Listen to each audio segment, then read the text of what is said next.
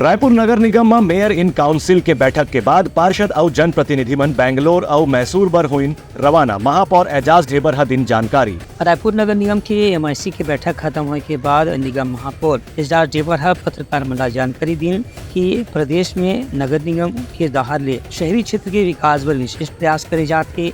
एकरी कड़ी में रायपुर नगर निगम के पार्षद मन बेंगलोर और मैसूर के दौरा कराए बर लेके जाते। इनमें 70 पार्षद मन शामिल रही।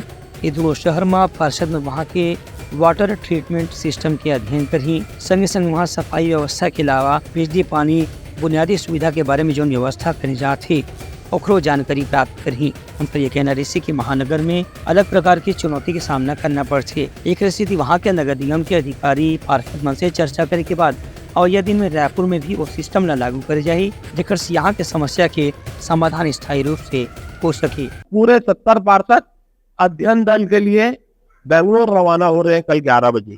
कल 11 बजे की फ्लाइट है।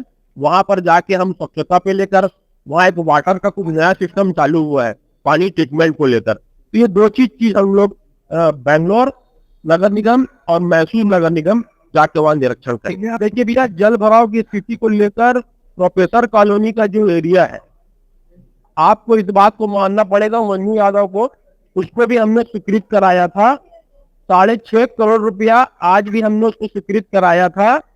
वहां पर एक नाले की कटिंग करके हमको एक पूरा रोड क्रॉस करना है और वो रोड क्रॉस के लिए हमको एनएच का परमिशन लगेगा। वह परमिशन हमको नहीं मिल पा रहा है। इस वजह से आज भी वहां पर जल भराव की स्थिति बनी हुई है। अब आप हम लोग बहुत दूर क्यों नहीं जाते, पहले तो इसको भी हमने ठीक कराया। आप देख लीजिए जैसम चौक में, आप देख लीजिए कॉफी हाउस में, जिसमें लगातार जल भराव की स्थिति आप लोग को देखने को मिलती थी।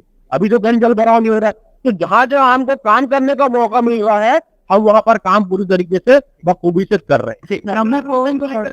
ये टूर में जाने वाला पार्षद मन भी यही कहा थे कि उमनला बड़े शहर के नगरीय व्यवस्था की जानकारी मिलने के बाद उमन मन अपन वार्ड के पार्षद के रूप में भी ऐसे ही सुविधा नागरिक मन दे के प्रयास करी।